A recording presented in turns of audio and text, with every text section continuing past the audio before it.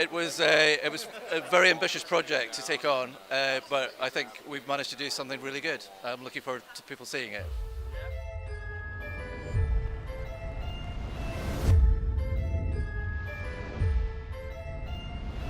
I am an angel.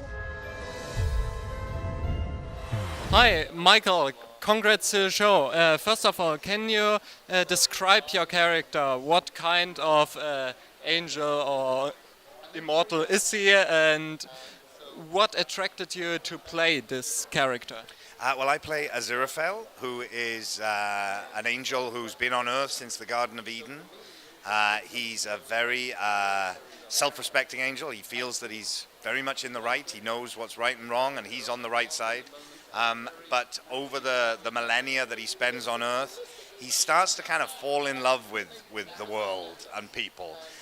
And he starts to become less sure that he is on the right side. So things get a little grey for him. He's a worrier. He gets very stressed out by things. He tries to do the right thing, but he's sort of concerned that maybe he's not really on top of things, so he feels like he's getting away with it a little bit. And he's someone who develops this relationship with this demon, and he knows he shouldn't be doing that, but he can't help himself. You are a demon.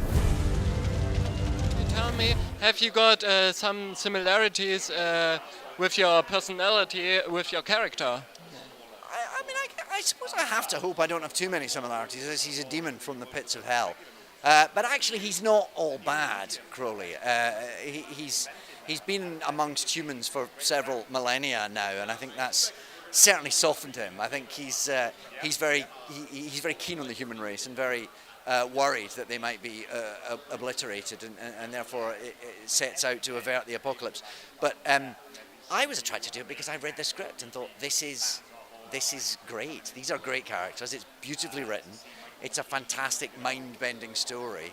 I get to sit opposite Michael Sheen most days, and then all these other amazing actors who became involved. I'd worked with Douglas Mackinnon before on Doctor Who.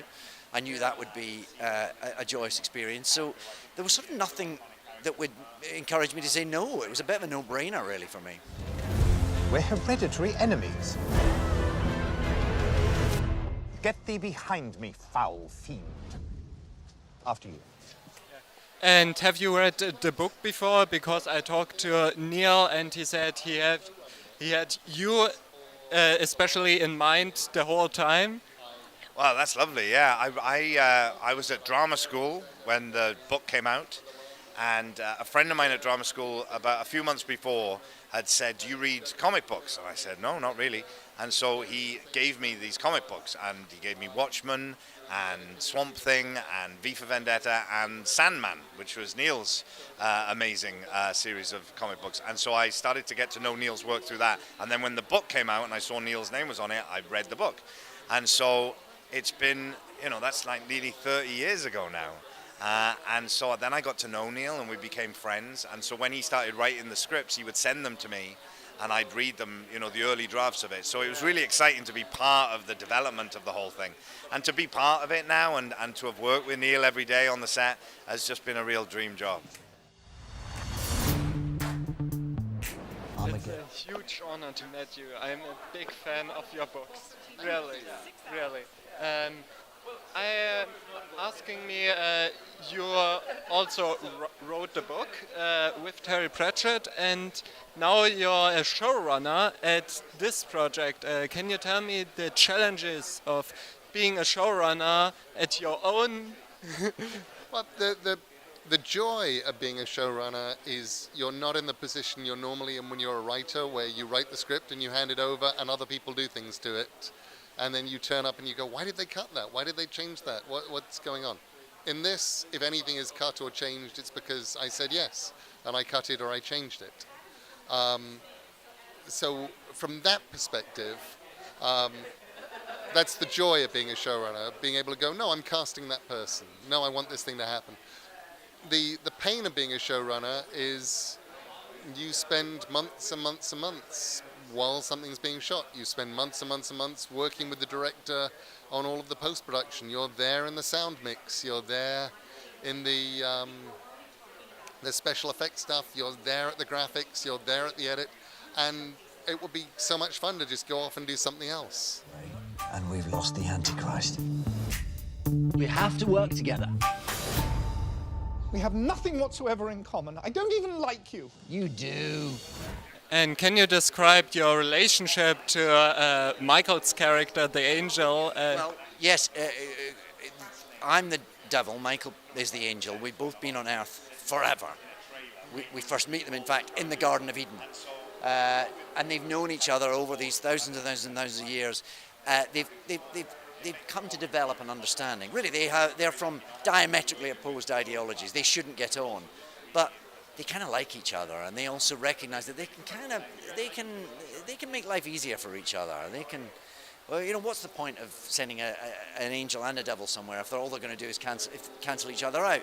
So they do each other little favors here and there, and as the centuries wear on, they become kind of indispensable to each other. And so it's a buddy movie. They're an odd couple, and they become the yin to each other's yang.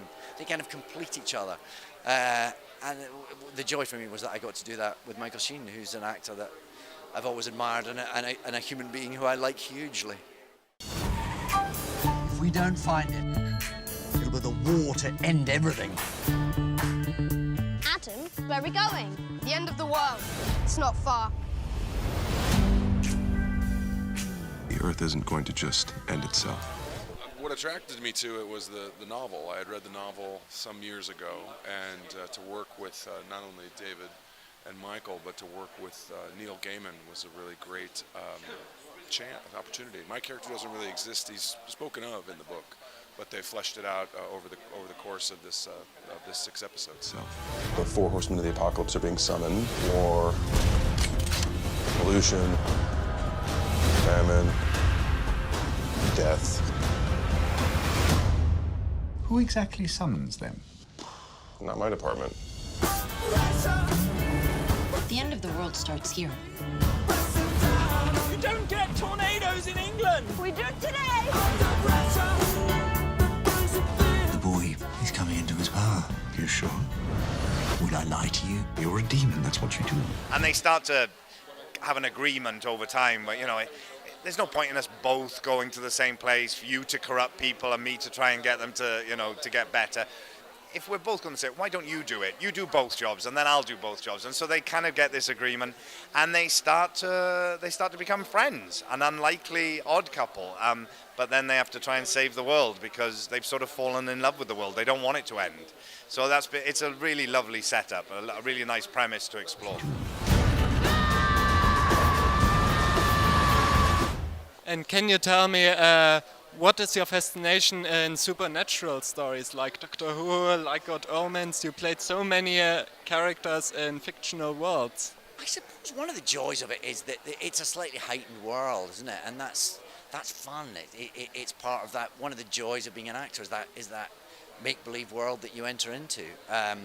I also love the variety of it. So, I love that I get to do this, and then I get to go off and do something terribly kind of gritty and naturalistic. And I like the fact that there are these different types of stories that you can tell. And I grew up loving sort of comic books and science fiction and things like that. So to get to tell stories like this is a joy. of course there does. Otherwise, how would we win it?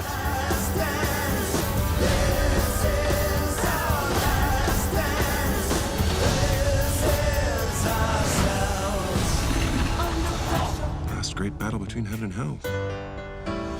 To the world. To the world.